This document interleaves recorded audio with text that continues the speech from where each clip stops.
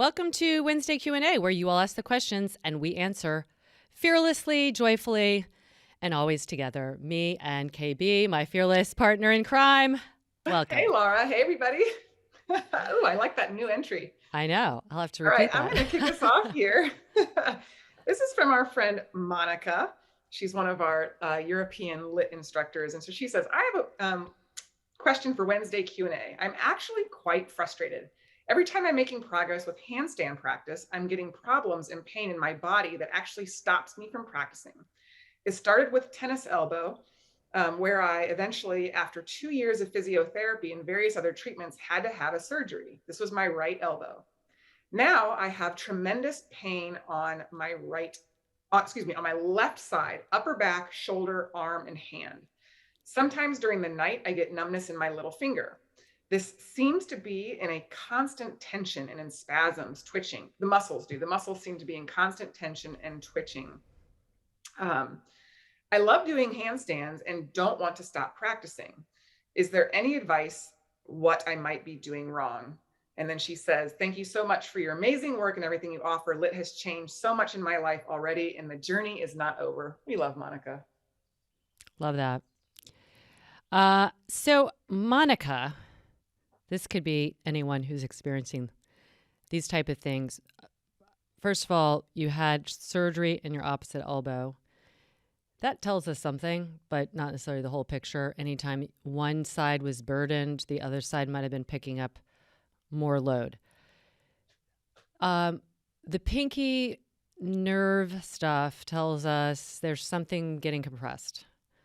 And it could be like when you're sleeping, your head is compressing. Not everybody has that. So I, without looking at you, am going to venture to say you need more scapula stability, possibly shoulder mobility, because if you're lacking some adequate shoulder mobility, you might be getting more compression in your neck, which doesn't feel good in the neck, shoulder, upper back, and not rush the process. The thing about handstand, it's really, really fun when you can do it and it feels good. Duh. No, but the point is that there's a lot of factors that contribute to that. And what I think is perhaps the way to reframe it is that have it be a joyful thing as you progress into it.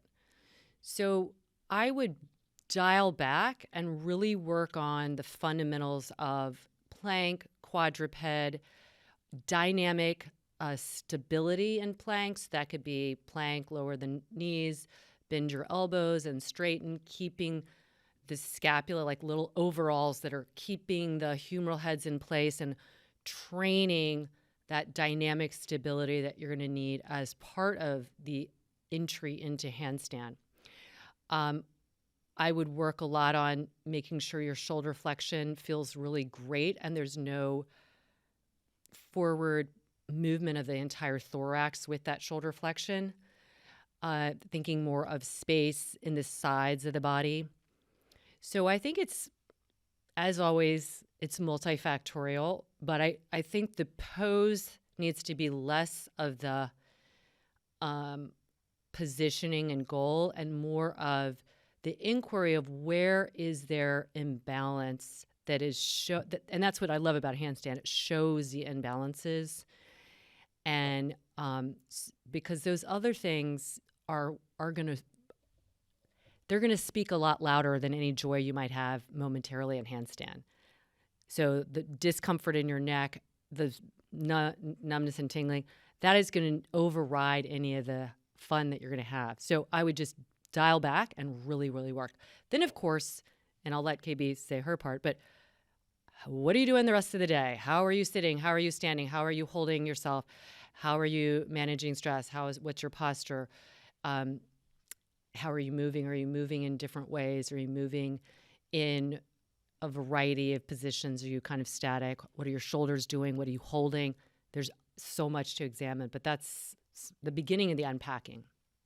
No, I first of all, I love that you talked about the journey of handstand and to slow it down because uh, my handstand journey was such that, it was part of a reason why I kind of quit yoga for a while, because I got frustrated. And so I'm feeling your pain right now. And it was my issue. I was getting frustrated because I was competing with myself. I wanted to get this, I lost the joy of yoga because I was so focused on the handstand. And so I took about a 4-month step away, and I found playfulness.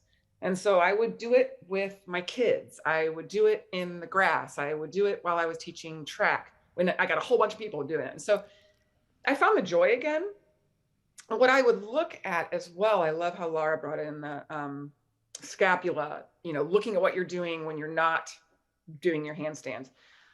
Look at maybe why, what's not working from below even. Are you not utilizing your psoas? Are you not getting that lift, that core lift? Are you wobbly in the core? Core meaning, when I say core, I'm meaning really below the shoulders. So abdominals, pelvis, not using that stability of your glutes.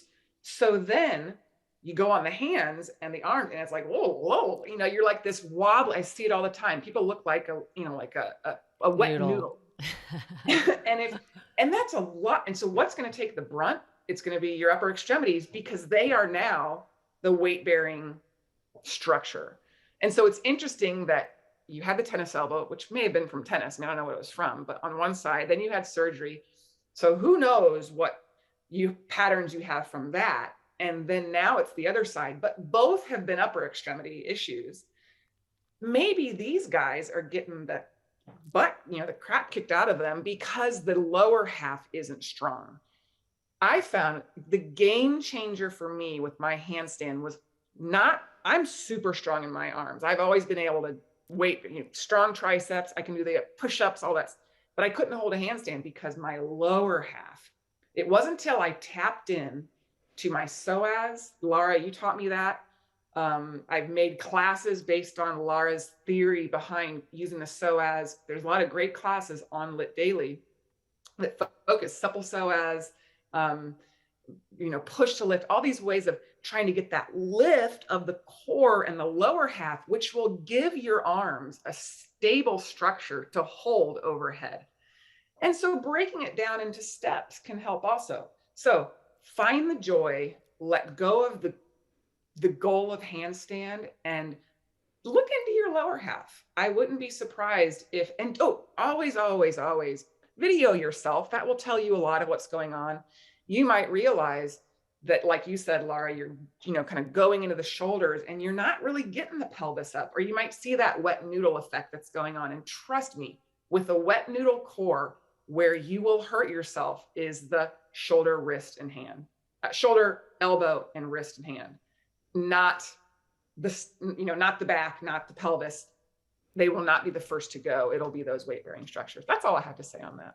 It just reminded me, I can't even remember what this is, but when you like pluck something, it's like bang, and the vibration where you pluck it is not, it's down, like bang. What is that thing I'm thinking of? Yeah. It's like anyway, that just reminded me. It's like not going to, huh? Like a harp? Yeah, no, it's an actual, it was like some kind of toy or something. Anyway, the point is, like, often where that first like pluck is not, if it's strong, it'll stay there. But if it's not, it's like that, like you said, that noodle effect. And I love that you brought in the lower half, because again, once you're off your feet, it's absolutely incumbent for you to pull everything more into center so that you aren't overloading the shoulders, the wrist, and whatnot. And it can be really challenging to be patient, but I also like to think of it as being really curious and playful. I remember when I was getting back into doing a pull-up, which I hadn't done since high school. And it was so humbling. And instead of being like, wow, I really suck, I thought I was strong, it was like, I haven't done this in a while. I'm going to have to just go through the building blocks, which is like, get one of those big rubber bands to support you, and then do scapula, just kind of slides with the elbows straight. And it was really fun. So I think reframe it and have fun with it, that you're going to craft a better and more, economically and biomechanically sustainable, when I mean economically, I mean energy, path for you And yeah, the handstand is just, a part of it, but it's not the most important. Okay, great question. Liz Gee, Liz G. Gee, any tips for healing shin splints? This is such a relevant question because many of us are now in summer, going out and getting into activities perhaps that we might not have done as much in the winter. It just feels sometimes spring, summer just feels like that's when you want to pick up going outdoors, hiking, running, those type of things. You want to speak to this shin Yeah. splints? I know that you Oh, talk a lot about. You have classes with it. yeah. Well, I mean, this is the story of my life. Shin splints are what got me into physical therapy. You might not know that, I don't but think I knew that. No. yeah, I ran track in high school and college, and because I kept hurting my shins in high school, I was not interested in running in college. But my high school coach called the school I went to and said, "Hey, there's a girl there. She has these times in the 100 to 200 to 400. You might want to invite her to walk on." This was at Indiana University where I went. And so I get the phone call, and the first few weeks of school, and my ego, "Oh, you want me?" My ego, I was like, "Yeah, of course, of course." I mean, who cares that I'd literally like missed, I mean, I was wearing an air cast around because I was just crushing my shins. Long story short, I go to Indiana, great track program. I right away, get injured. I start seeing a ton of athletic trainers, orthopedists, and physical therapists. And that's actually why I was a business major and I was taking statistics and economics and I was like hating life. And then I was seeing all these PTs and I was like, this is really cool. And that's what got me into PT. And so my essay that I wrote for my PT entrance exam, to get into school was talking about the pain of a shin splint. I mean, it felt like, I got stress, I got micro fractures in my shins. It felt like stabbing pain. So it's not a joke. And what I have learned, I wish I knew then what I know now. Because again, they were checking me for compartment syndrome. I had orthotics. Um, it really wasn't till I got out of track into PT school and started talking with a bit more, I don't want to call them educated, but just different people that they started looking at, what type of shoes, was I wearing? How was I running? I was a sprinter. If you look at me, if you guys know me, you wouldn't look at me and think that's a sprinter. I'm long, I'm lanky. I looked really funny because I was literally a foot taller than most of the sprinters. So I'm not built to sprint. So I was sprinting with a longer stride. So the heel strike, there's just a lot of force going through my shin bone, which can cause shin splints are usually either a muscle tendinopathy of sorts, posterior tibialis, anterior tibialis, either can be involved. A lot of times it's an inflammation of what's called the periosteum, which is the soft tissue that surrounds the bone becomes inflamed and can even like pull away. It's like a fascial structure that can pull away from the bone and it hurts. You can run your finger up the shin and it feels like little beads of, and they are painful, like little peas. So what do you do about it? You can stretch, you can rest, you can get orthotics. They do help. You can change your shoes. That does help. But I think you ultimately really need to look at how are you running? What is your strike pattern? What is occurring down below at the foot? What's occurring up above? Why is the shin taking the force? I have helped a lot of people with theirs simply by shortening the stride length. So they're better able to get on the midfoot to even forefoot especially if they're going fast, if they're sprinting.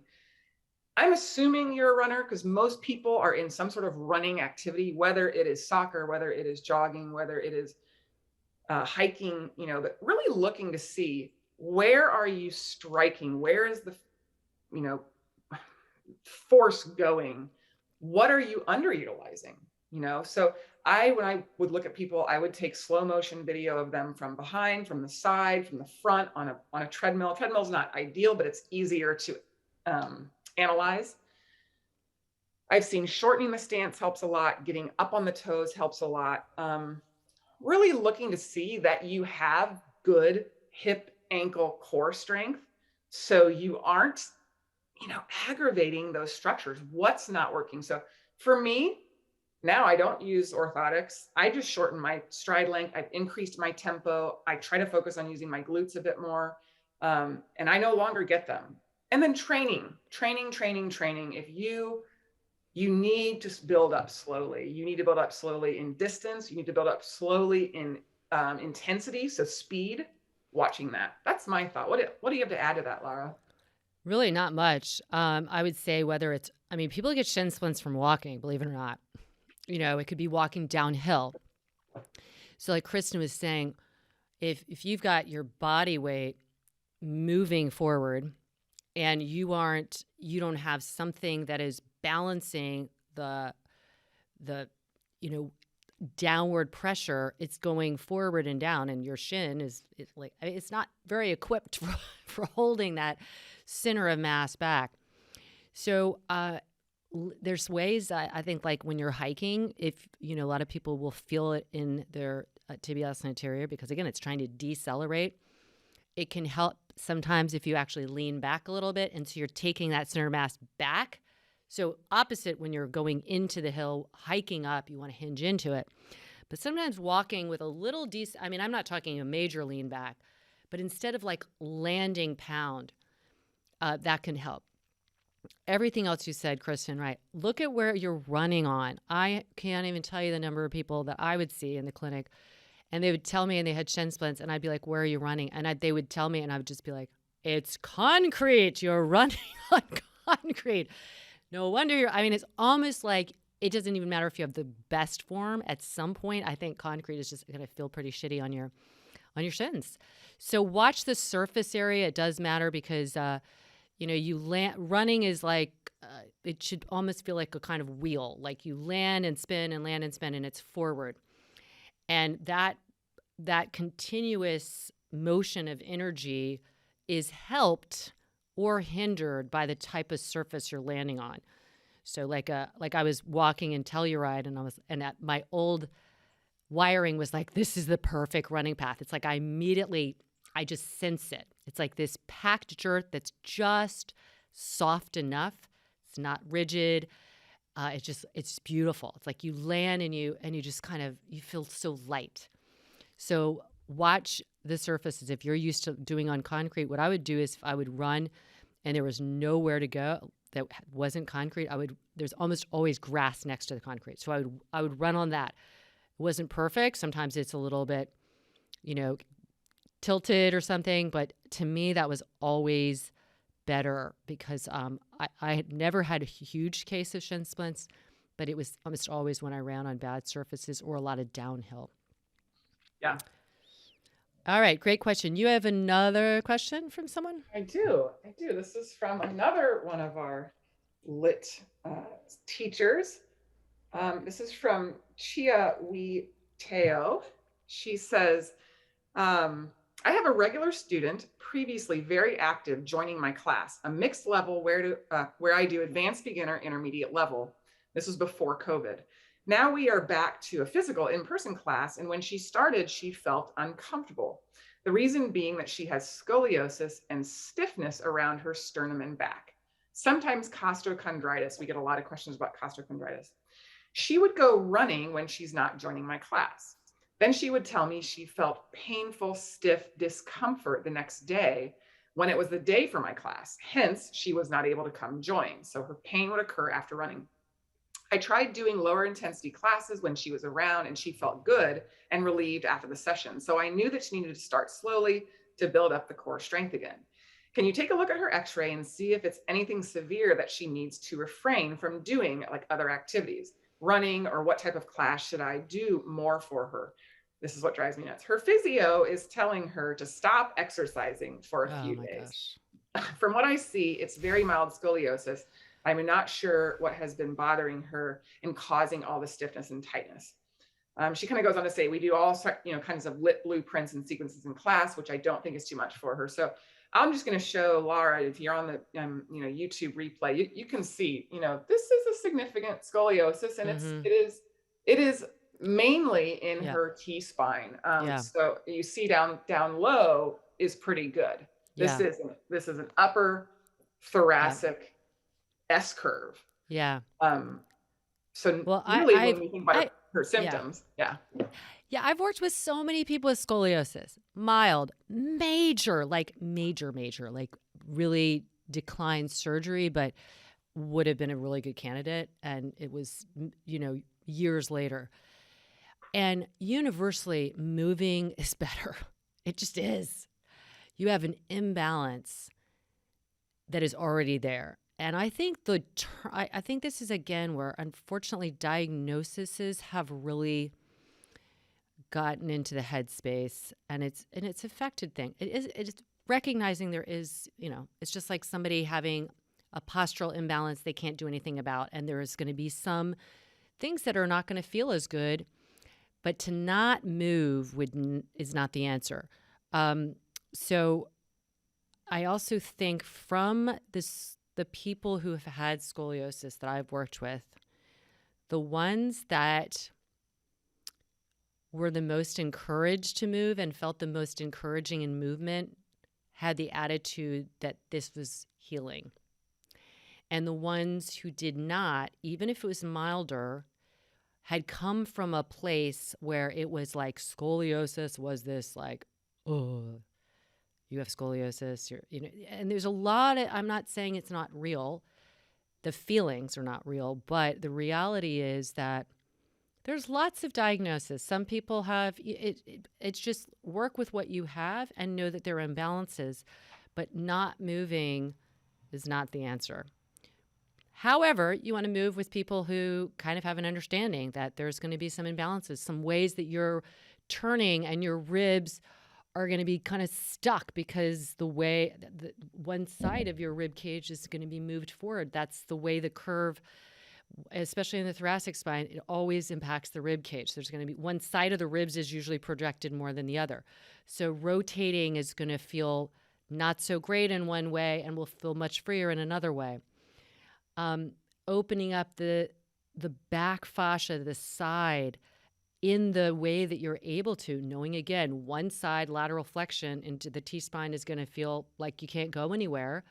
You don't push that, but you really work on strengthening the side that's very elongated and making more space as much as you can. There are going to be things that are just not going to look like an optimal plank or like whatever, but in that body, in the shape of the spine as it is good, and working the core stability around that. I find the way we teach lit anyway is in asking people to go into in range of the motion or to use their arms to lever their thoracic spine. So it's like moving as you can. Remember, bones are not like brittle blocks. They're not bricks. They have some degree of the periosteum has a sponginess. It's not spongy like fascia, but it's not like it's stuck.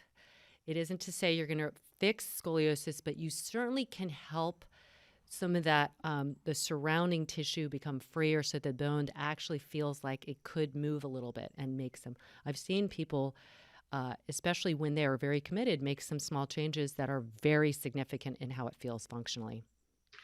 Yeah, and I would say as a runner, it sounds to me like the lit feels good unless she's in pain. Like the lit yoga feels good unless she's in pain after running. So maybe suggesting to her client to do a little lit before she runs. She might be your average runner. We've all been there where we're like, oh, I'm going to set my alarm for 5 o'clock. I'm going to get up. I'm going to hit the road. When you have something like a scoliosis or in anything, like you said, any diagnoses, but specifically this upper thoracic scoliosis, and you set out to do a cardiovascular regimen that, by the way, also depending on, what does her running style look like, how much trunk movement is she asking of a body that might be really stiff? So when she has this curve, it's already putting a strain across, like you said, the ribs, which they are nice and flexible, but she's getting that costochondritis. If I'm wondering if Chia couldn't give her clients some things to do before she runs. Some of Yeah. our reset, she does a reset with some thoracic mobility, some of the stuff Laura was saying, and then go do her run. And another thing she could try would be a run walk, just to make sure that her breath stays, level. If she's, that's what I do. And it'll vary. If I know I'm going to be running with someone and we're going to be talking, I'll run 4 minutes, walk a minute, just so I'm not, you know, Yeah. for her, especially when we know her target area of pain is this sternum, let's keep her breath pattern a little bit more streamlined. See if that doesn't help. And then maybe have her check in. What is happening during my gait? Am I coming across the body? Am I really doing things with my arms? You guys couldn't see me. You're listening to me. Yeah. Coming across the body with my arm. Can I be a little bit more stacked, my trunk over my pelvis? Maybe a slight forward lean, but not so much. Looking at how she's feeling while she's running. But I would not be surprised if she did a little lit. I love, my favorite runs are when I do a lit reset and a sun one before I go. I'm like, Yeah. I feel so good because I'm ready. Yeah. Yeah. It's like pepper. And that's the thing again, like with these imbalances, structural, genetic, whatever, just giving yourself a better chance for success in the movement, meaning that you're going to not feel pain, that you're going to feel good, you're going to have energy. So yeah, I love that you said that, because I think a reset before that is perfect. I know people who do a reset before they play a soccer game or something, and it's just something that gets your body better equipped. So we hope that helps. It always, as we always like to say, we're giving you responses based on information, but there's nothing like seeing somebody move. So always have that in mind when we're giving these responses, that seeing bodies in motion tell us a lot more as well. But we're kind of surmising based on our many years of experience. All right. As always, we love you. Thank you, sister. Thank you. If you have any questions, you can always write us, Laura.Hyman on Instagram. KB is... Yep. KB Williams 99, or you can write into our support@lityoga.com. We always get those forwarded to us. Yay. All right. Love you, sister. And love you too. We are pulling for you.